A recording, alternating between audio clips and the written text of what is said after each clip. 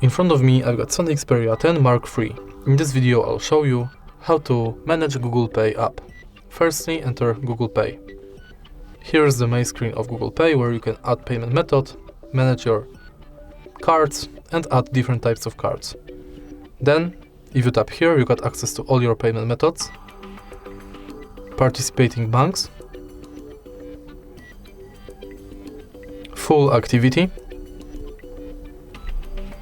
settings where you can turn on or off email updates, Gmail imports, personalization within Google Pay, purchase notifications, updates about your passes, offers and tips, and you can edit your account info.